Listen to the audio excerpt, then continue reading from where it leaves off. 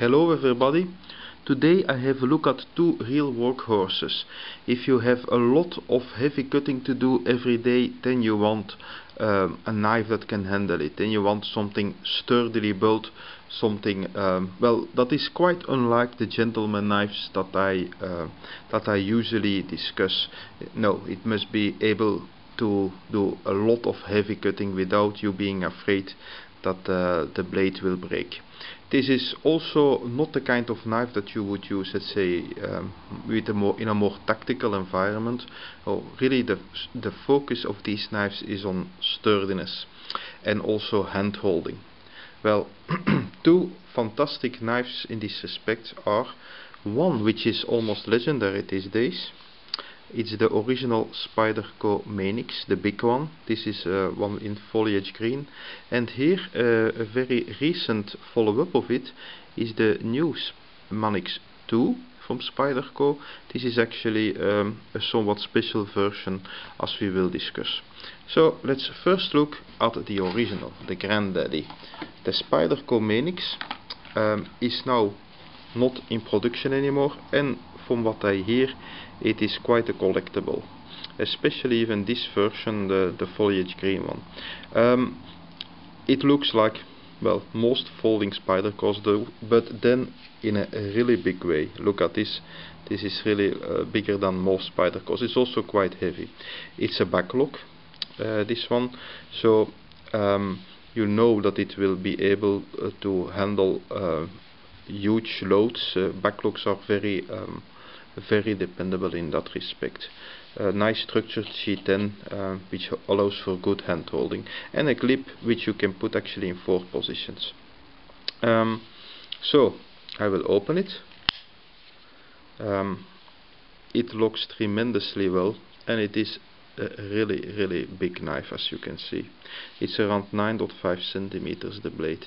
It allows for a really good grip, thanks to also here the contoured part, so you can go really close to the edge for precise cutting.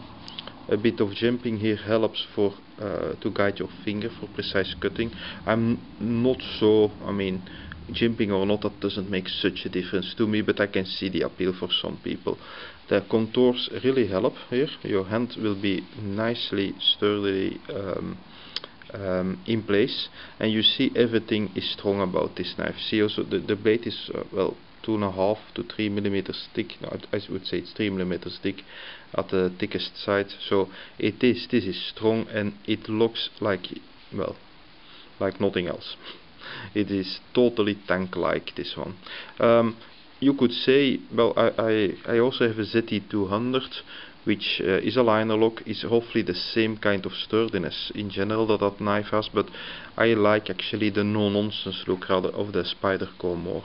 Really an absolute indestructible tool, this one. So I can see the appeal while it's why it is actually really regarded as a modern classic. Blade is CPM S30V, and when this blade came out, there were not that many knives with that high-end steel. It's one of the best steels actually on the market. It is still quite sharpenable, unless some other steels like ZTP, which is difficult to sharpen. So really a fantastic, very strong utility knife. I close it now. And I have a look now at the follow-up. The Manix 2 is on the market since, let's say, half a year. The original Manix 2 was pretty affordable thanks to use of 154 steel and a G10 handle. Now Spyderco did a special series with a carbon fiber handle, actually, which strangely feels that it has a structure roughly like what a textured G10 had, but it is a bit different. It feels in a subtle way somewhat more luxurious, strangely enough. The general look here of the two folders is quite similar. You will see in both cases that it's a beefy kind of blade that you have. Now it is a more modern design, it can be said. I will open it now. It's a bit smaller than the other one. This is roughly 8.5 centimeters long, the blade. So it's a bit more compact, but it's just as well as the other one a true workhorse. The blade is a bit thinner, but again I think for typical cutting tasks, that for heavy use it will be totally perfect. It has CPM S90V still, well, the number 90 being higher than the 30 of this one. You may think that it's better. Well, it seems people are a bit in two minds whether it's actually better. It is a bit different in heavy use, but it's certainly not worse on CPM S30V, but there are some discussions. Anyway, it is a really good blade. This one has also, like the other one, full flat ground, which allows, even with a relatively strong spine, for still good slicing. That's what you have with flat grounds, that's why I like them so much. Now, the cheaper version of this one has a more classical ground. That is what sets this special version apart.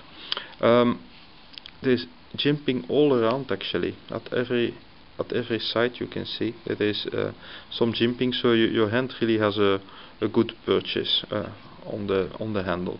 I said it before, I don't care that much about the jimping. I mean, I think it's more, in this case, it's more like a small beautiful effect, not really like file work, but it adds a bit to the look and feel, I would say. Now the look is different. While the granddaddy here had the very classic and very dependable back lock, this has a compression lock.